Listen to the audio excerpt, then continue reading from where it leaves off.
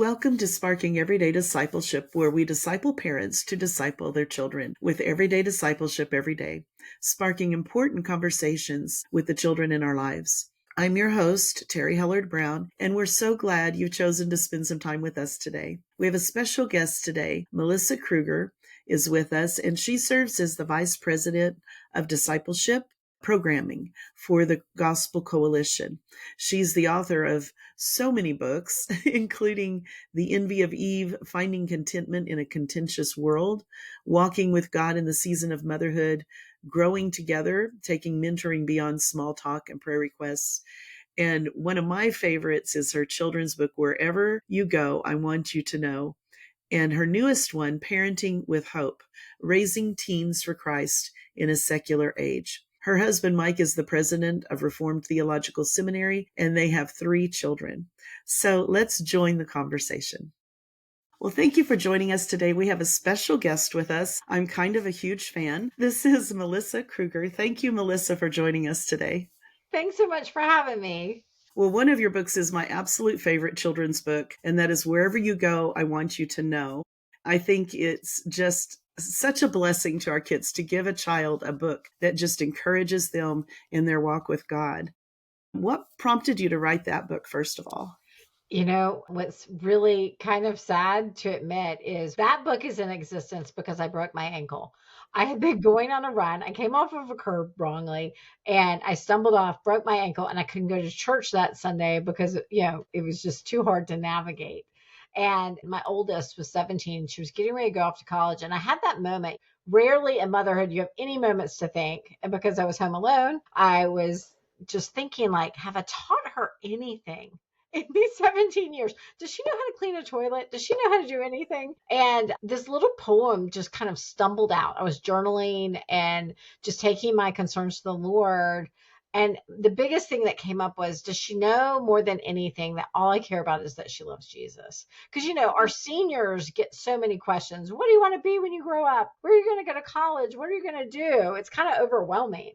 So this little thing, it really did just stumble out as I was sitting there journaling. I wasn't intending it for a kid's book. It was just like prayer time and thinking time and what I wanted for her most of all. I'm so glad it became a kid's book because it's exactly what I wanted to say. Well, yeah, I love it. Then you have another children's book that I think is really special, and that's Lucy and the Saturday Surprise. Tell us a little bit about that one too. Yeah, that one is on the concept of envy and helping kids kind of learn that word. In fact, one of my friends, she said, my daughter was crying the other day and she said, you think I've got ivy, don't you? You think I've got ivy. And we realized these are biblical words, things like envy. And a lot of kids don't know what that even means. So helping them understand the emotions that they're feeling when they see something someone else has and they want it, giving it a name is really helpful for kids. So that is in this series with Crossway that we love. I think there are 5 or 6 books in that series now. And it was really fun to get to write in that series. And the candy store imagery was actually my brother and I when we were kids. It was based on a true story, that one, of wanting what the other has. So it was fun to see it come to life. That's cool. I'm a picture book fan, and so I talk a lot about picture books. So I wanted to talk about those first, but your newest book sounds so wonderful. I haven't gotten to read it yet, but Parenting with Hope. There's this quote I'm going to share, if that's okay. We parent with hope not because everything is easy or understandable. We parent with hope because God is at work in everything that is happening. Man, if we could just put that on a plaque in front of us all day long as parents. God is at work in everything that is happening. What a wonderful thing to remember. What brought you to writing this book? And this one is mostly geared toward parents of teens, right? That's right. And I would actually say, I think the ideal age to read it would be when your child's around 9 or 10, because I think some of the habits that you want to get into and start thinking through, it's for the teen years, but it's almost like the parent, I feel like, needs to read it in preparation for the teen years. A little bit like, we all read What to Expect When You're Expecting. We used to get ahead of those things a little bit more. And I feel like we kind of go into autopilot when we have kids in upper elementary school and we don't realize this big change is coming. We kind of are skipping along thinking, we got this, we know what we're doing now. And then all of a sudden, everything kind of shifts and changes, and our kids change and we're changing. So that's part of why I wanted to write this book. I realized when I got to this stage, I was a high school math teacher, and I realized my experience of working with teens and just understanding teenage development really helped me in this stage, just to understand, hey, some of this is developmental. Like, I think some things that they're dealing with, teens don't really know how to manage their emotions always that well. They need more sleep. Some developmental things I think parents can interpret as laziness or disrespect. And I think if we could view them as this is part of normal development, we can deal with them a little more sympathetically than maybe, I've got to make sure this kid's up at 7 a.m. every morning so they're not lazy. Well, actually, it'd be better if you went ahead and let them sleep because they need more sleep than you do. So I think we do really good on child development, ages 1, 2, 3. And then we kind of let go and we forget that these are really significant years developmentally in a teen's life. And they look like adults, but they're not quite adults. Yeah, that's true. And they need to eat a lot more too. Oh my goodness. Go ahead and prepare. Yes. Keep that Costco membership so that you have That's plenty of right. food. I have 4 kids, and I think they were hungry all the time. I felt like a mom feeding little birds going, "Ah," all the time. Oh, goodness. And then they don't have that development of the brain where they know they could die. And so Oh my if you goodness. I It have is one that's a terrifying. total daredevil. Yes.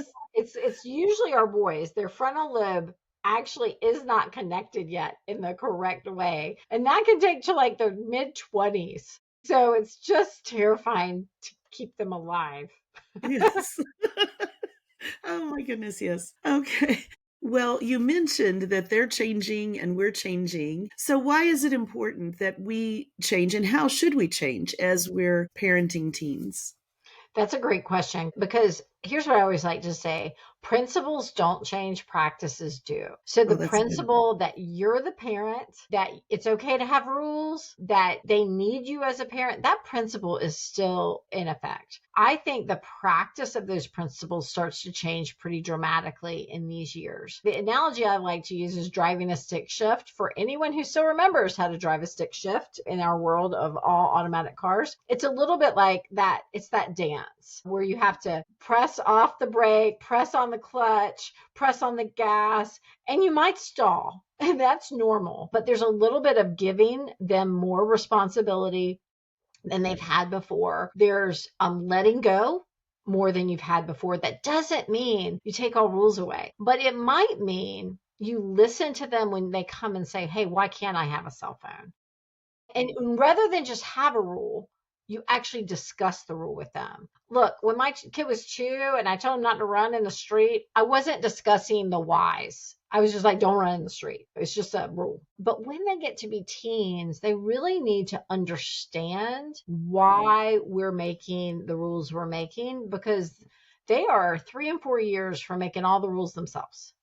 So we want to actually invite them into that process, have a discussion. I keep saying, don't lead with a rule in the teen years, lead with a conversation and That's ask good questions to them. Why do you want a cell phone right now? Does everybody else in your grade have a cell phone? Do you see it distracting them?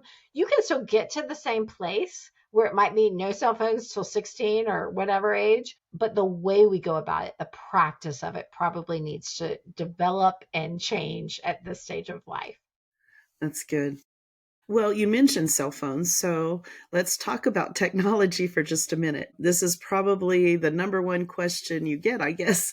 But phones and devices and social media, what do you say to parents about that? Yeah, I see really hopeful signs. These things caught up on me when I was parenting my teens. They were all relatively new. When I was parenting young kids, iPhones didn't exist, which I'm really thankful for. But then by the time I had teenagers, they were in full supply everywhere, and everyone was getting devices very young, and social media was developing rapidly. There were no studies that had been done. So I was in the what I call the Wild West of parenting teens in the midst of social media.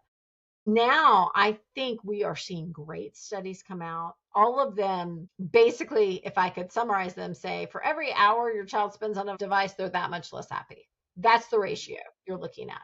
So there's a clear ratio that explains they're more lonely, they're more isolated, they're more depressed, they're more anxious.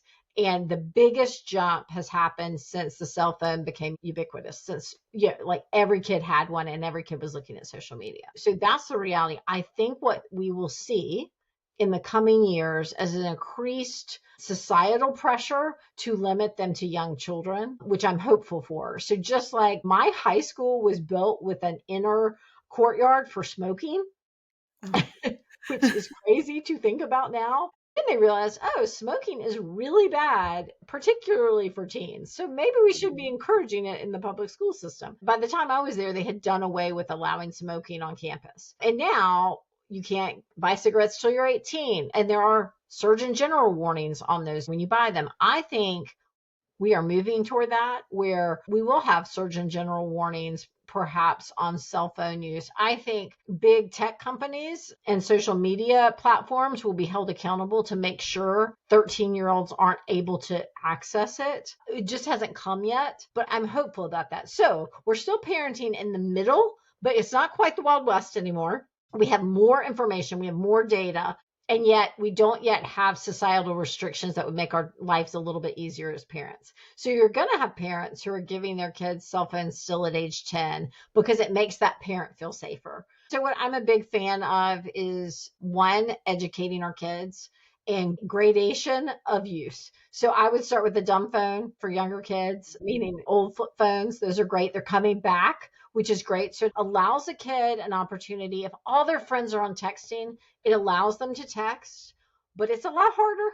And that's actually a good thing. Then, as they show that they can be trusted with certain devices in different ages, look, by the time they're 16, I can't drive anywhere without Google Maps at this point. So that's how people get around. There's going to be a time where they're going to need these devices with access to maps and things like that. So I think there's going to be an age where they need to start learning that. So maybe even 15 when they're doing driver's ed. I am a big believer in educating our kids, just like we do with cars. It's terrifying getting in a car with a teenager who's 15 and learning to drive for the first time. So what do? We make them take classes. They all have to take driver's ed.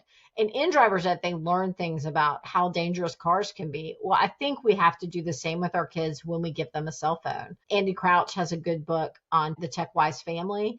Maybe you read that with your child before they can get a cell phone. You can have hoops for them to jump through before they start using cell phones. I think we should limit. Social media is particularly bad for girls. All the studies show, particularly for girls. Video games can be particularly bad for boys, but we just have to do the research and remember we are the parent. Yeah, we're so worried about them being outside because someone might snatch them, as parents. We have to realize what's happening in their soul when they're on social media too much, when they're on video games too much. That might be more dangerous than playing outside. I think it absolutely is more dangerous than playing outside. And so we've got to reckon with that as parents and really be the parent in those Yeah. situations. I was at a conference last week in Dallas, and it was a forum talking about the family. And one of the commentators said that when your child takes their phone to their bedroom, you don't know who's in that room with them. And that just like sent chills down my spine because you just don't think about it. And I know when my kids were young, we lived overseas and we had a rule that they could talk to their friends and play games with their friends, but not strangers. And there was someone who was there that was in the group, and he somehow got in past the parental thingies. And he was an adult, scary looking guy from some like island somewhere.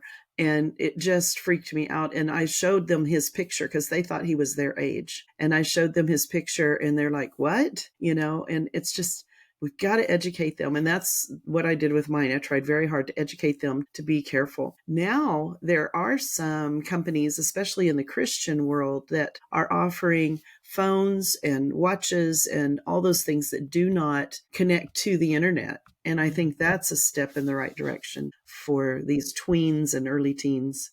Well, you talk a lot about prayer. And how does prayer especially help our teens as they're navigating this world and all that they're faced with? Yeah, I think one, praying for them. If you haven't figured it out by the teen years, you're not in control as a mom. We probably should have figured it out in pregnancy. I mean, honestly, right? You go to every ultrasound thinking, I hope to see a heartbeat. I hope they're doing okay.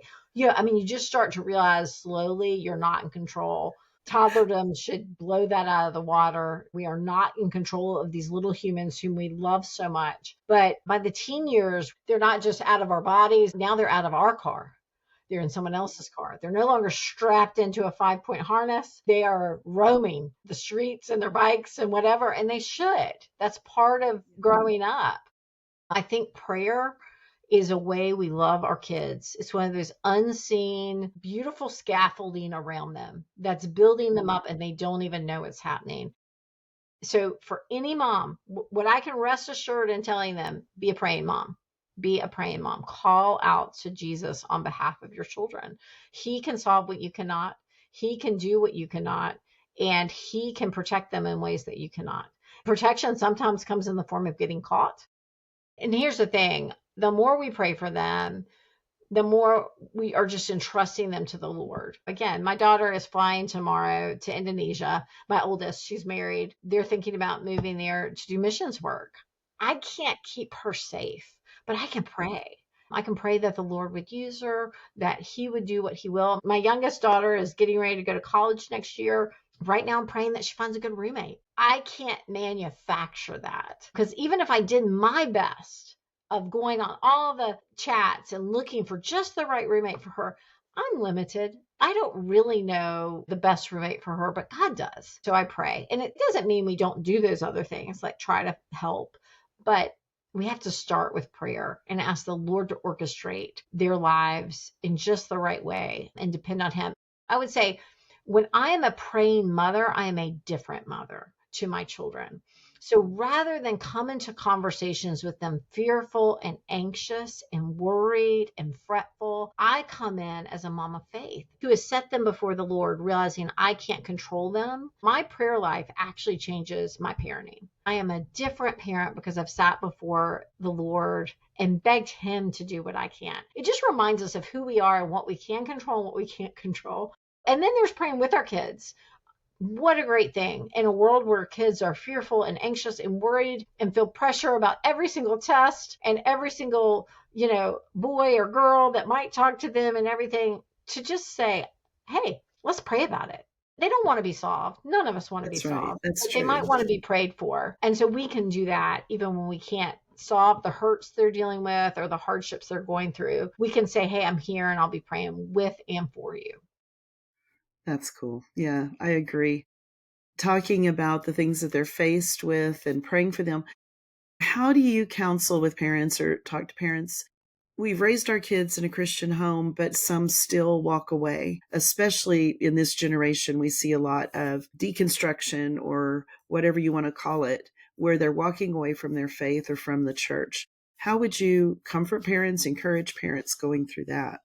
One, I just always want to say it's not a sign of bad parenting. So, first, we've got to take that off the table. Anyone is saved by grace alone through faith alone. It is a gift of God. It does not say, and children are saved by perfect parenting and doing all the right things at every time. It is by grace alone. So, if our kids are walking with the Lord, we rejoice in God's work in their life. And if they're not, we pray with everything that's in us that he will awaken their hearts to the fruitlessness of reckless living and if they would be awakened. But I always want to say, you have hidden God's word in their heart. You have taken them to church. You are praying for them. They are blessed beyond measure because you are their parent. Keep doing those things. Don't feel like you can force them to believe you can't. Walk alongside them. Listen to their concerns about Christianity. Don't just try to out argue them. Teens want to argue, but if you say, hey, tell me about why you're doubting, actually listen like you would listen to a coworker. I think because we love our kids so much, we talk too much. Yeah. We try to convince them when what they really want to feel like is we heard them. So when they're having doubts about Christianity, when they don't like our church, maybe say, why don't you like the church we're going to? Is there a way we could make it better for you on Sundays? Tell me about what you're not believing about the faith. Tell me what concerns you have about Christians. And maybe sometimes we acknowledge Christians can not act well. And we need to acknowledge that when they say, oh, Christians are a bunch of hypocrites or something like that, we can be like, yeah, that's exactly right. We are all struggling to walk in a way that honors God. And that's why we need Jesus. Acknowledge it and keep the conversation going, but don't lose heart. These teen years, it's normal for them to reject you in some way. I mean, I worked with 150 kids every year. I taught at a large public school. They want to push, but they also want to know that you can confidently take their pushing.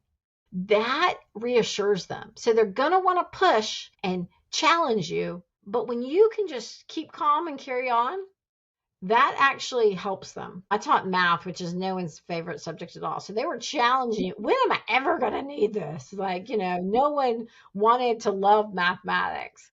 And I was just, you need this. We're going to keep plugging away at it, and I'd give them my best arguments. Some persevered, but all still had to be there. And that was okay. And I think it's just trying to remain cheerfully optimistic, even when they're walking. And let me say this, some kids aren't just going through like blips. Some kids are dealing with really difficult mental health issues in the teen years. And some kids are dealing with substance abuse in the teen years. Some kids are dealing with destructive behaviors in the teen years.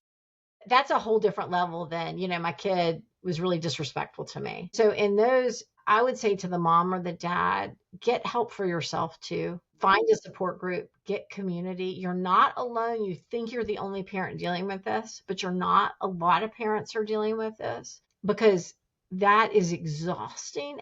It's the equivalent of having a child with an illness. You're terrified that they might hurt themselves. I mean, that's exhausting as a parent to walk through. I've walked through that with some friends, and you need help too. We focus so much on getting help for the child. They need help in those situations. So there's normal level teenage things to deal with and trust the Lord with, but there are some things that need outside help. And so don't be afraid to get the help when you need it.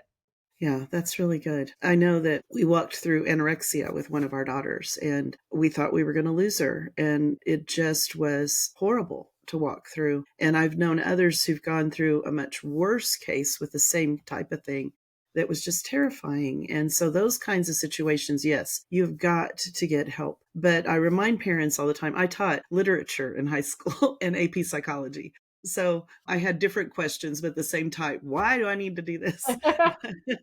The best compliment I ever got as a teacher was at the end of the school year, this student who knew he was going into engineering said, well, I don't hate literature now. Yay, I've succeeded. But anyway, forgot where I was going with that. It's normal, like you said, for kids to question. And when we're talking about their faith, it needs to become their own. If they don't wrestle with some of those things, they're not growing, they're not maturing. It has to become their own. And that's scary when our kids start questioning all the things we've taught them, but it's normal. That part is normal. That's not necessarily rebellion when they're just questioning. And like you said, listening, them being heard and being able to have those conversations, I think is so healthy. That's really great advice.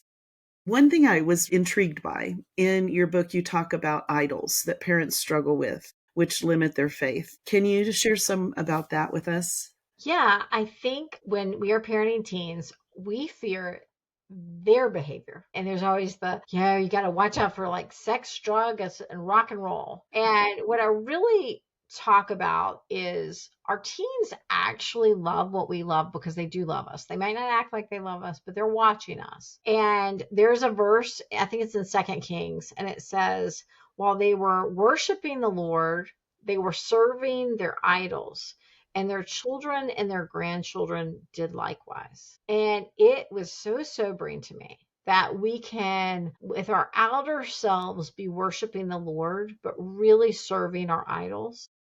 And what I see happening culturally is that's what's being passed down. So we cannot save our children, but we can be doing battle with our own idolatry, which is impacting our parenting. The idols of my heart are going to negatively influence my kids to love the same idols I have.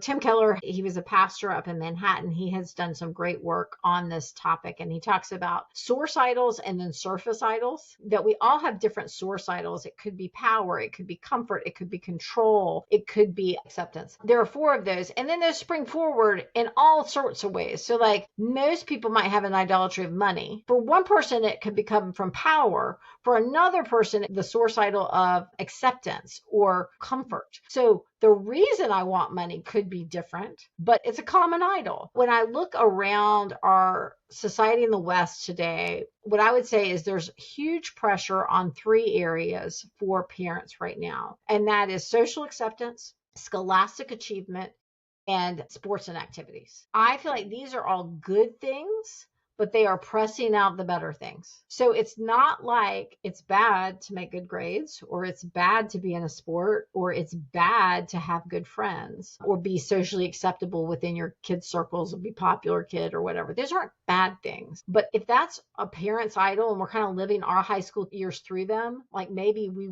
wish we had been the star athlete, or maybe we wish our parents had pushed us to work harder on our grades, or helped us dress right so we fit in better, whatever it might be. We all have those bad high school memories that can come creeping up in our own hearts. When we put those on our kids, they start thinking through, okay, is that what my parent really wants for me? Is my dad's most important thing for me that I'm a baseball star or a football star or a soccer star? And slowly our idolatry can be passed on to them. In fact, part of writing Wherever You Go, I Want You to Know was just know, I don't really care what else you do in this life. I don't care what job you have, all those other things.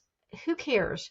I just care that you love Jesus. And sometimes as parents, I know in most of our hearts that's the most important thing, but we forget to verbalize it. We forget to say it. And their impression of our home is that we care that they make straight A's, are a well-rounded child, and always are dressed appropriately. That's what they leave our home thinking matters to us. And that's one reason I was so glad. I've heard from so many parents about Wherever You Go. One said her little 6-year-old looked up at her and said, Mommy, is that really your most important thing that you want for me? And I was like, oh, praise the Lord.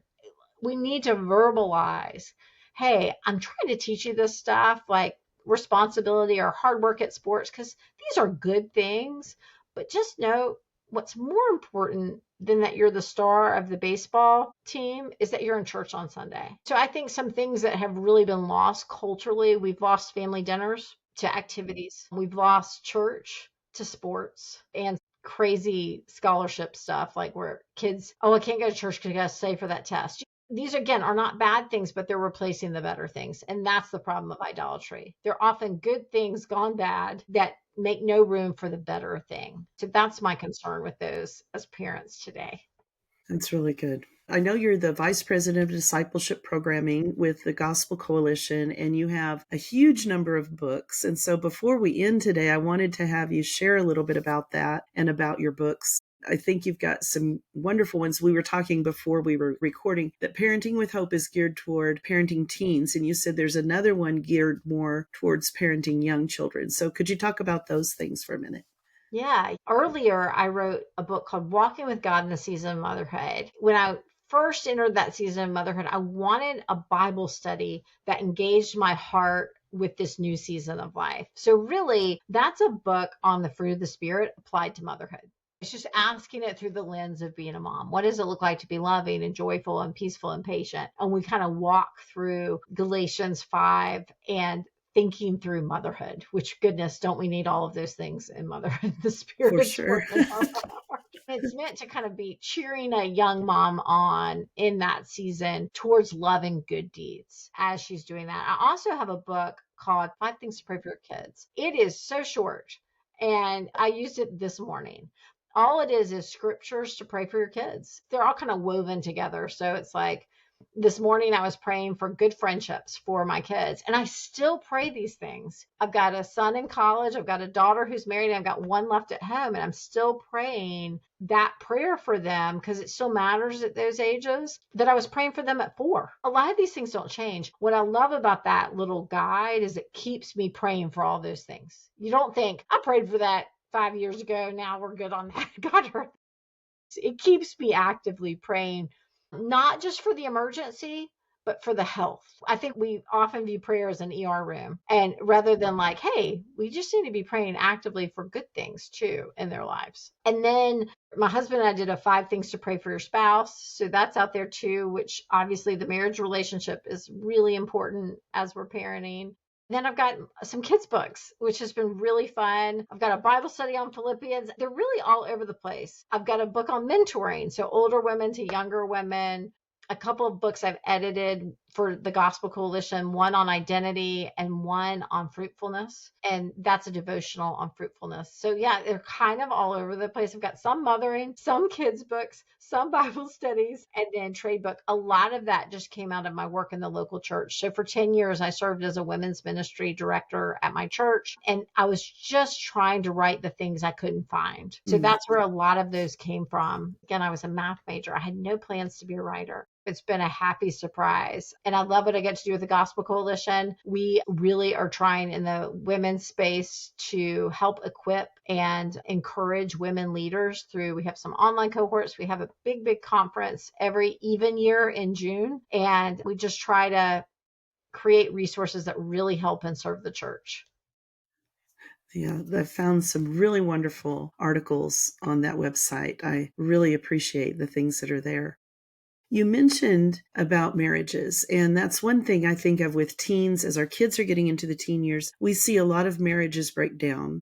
Especially, we were missionaries in Asia, and where we were in Taiwan, they have the highest divorce rate when the kids have left home, because their focus has been, the husband has been working to support the family, the wife has been preparing the kids, helping the kids become the students they need to be so they can get a successful job and do well in college. And they're just so focused on all of that, they lose their marriage in the process. Yeah. And we may not see it quite to that extent in the US, but definitely it's a problem.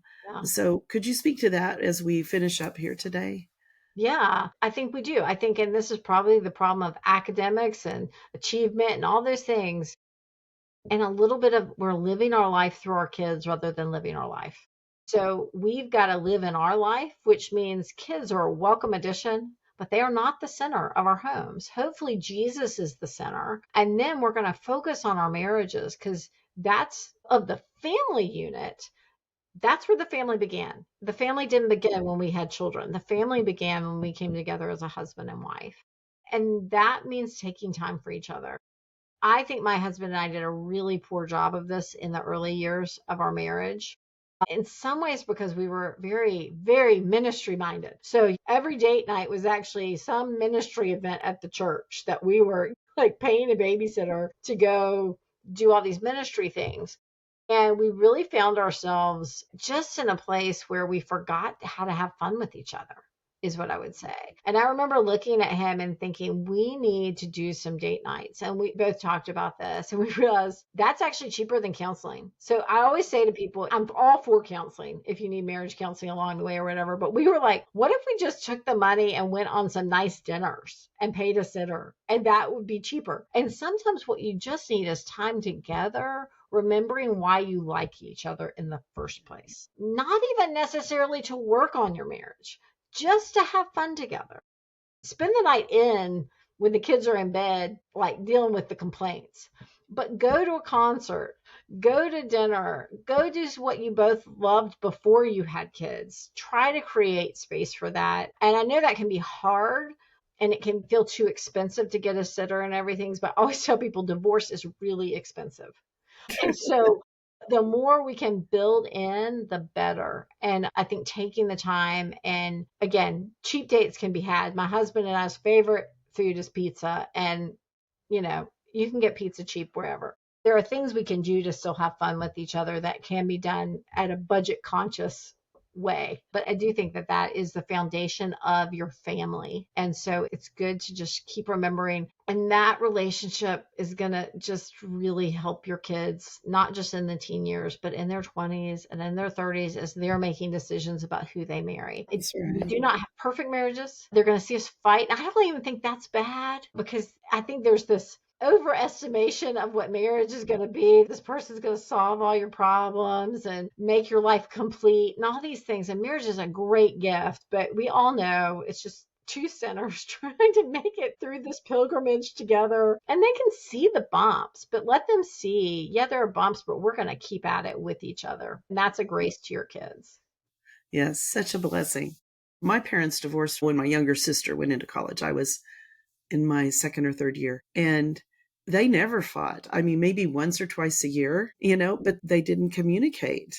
They were in two different worlds, and there wasn't a lot of respect in the marriage. I look at the marriages they had after that, where they had such respect from their spouses and for their spouses, and what a difference that made. And they have successful marriages after the loss of the first one. But if we could have just found that in the first one, what a blessing that would have been. And then with my husband and I, when we had the 4 kids all at home and we're on the mission field and he's like working himself to death, it felt like I realized we hadn't even said, I love you. And I don't know how long. And I thought, I am going to say that every day to him. And I just started every day looking him in the eyes and saying, I love you, or I appreciate you, or I like you.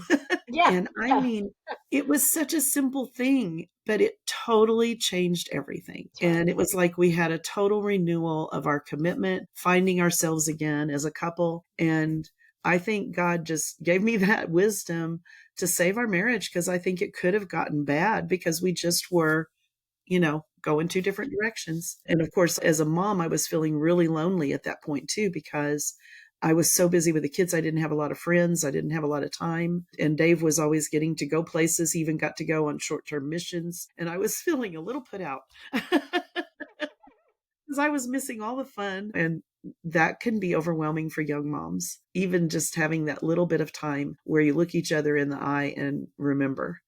That's right. So important. We used to go on dates and all we would do is talk about ministry, and we're like, this is sad. Yes. Yes. And it's great to have other interests, but I do think ministry can be a particularly good thing that can make us miss each other. You're on the mission field. Oh, you're doing all this important work. And I think sometimes we miss building a loving home changes the world. It Because does. when our homes are stable, that's when we can invite others in with the warmth of the gospel and send kids out who are loved and just not wrestling with some of the things that we might when our homes are broken. And not that that's always the case, but it's tough. I think whatever age kids to see your parents fight. I don't like seeing my parents squabble now. They've been married for 50 some years. And I'm like, oh, yeah, I think they're sticking it out at this point. I feel pretty good about that.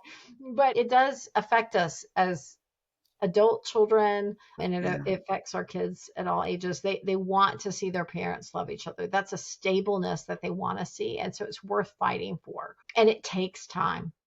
Yes. It takes time. Well, thank you for sharing with us today. You've given us so many good pointers. I love your books. Tell us your website where people can find you. MelissaBKruger.com, or you can find me at the Gospel Coalition, and I blog there as well. So both of those places.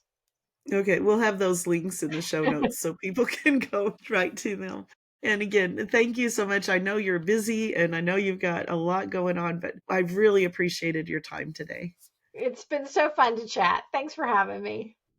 Thank you for spending time with us today. If we sparked any questions or you want to share a comment, we would love to hear from you. You can leave a message on our blog post on my website, terryhellardbrown.com. You'll find the show notes there with all the links and everything you need as well. And you can also reach out to Melissa on her website or through the Gospel Coalition. I want to let you know about discipleship coaching groups. In these groups, you get to ask your questions and share concerns you're facing with raising, leading, and discipling your children. You can join the once a month group, which meets for an hour each month, and we discuss those questions. You turn them in earlier so we're ready to go, and we can add follow-up questions during that time. And then we also have a twice a month group that meets for 90 minutes each time. And you can find out how to sign up for those groups, get personal coaching from me and advice from the scriptures. And you can find that on the information page, which the link is in the show notes. We also have private coaching if you feel like you need that, and that information is there as well. But most of all, we pray you feel empowered, equipped, and encouraged to walk by faith and to embrace everyday discipleship every day with the children in your life.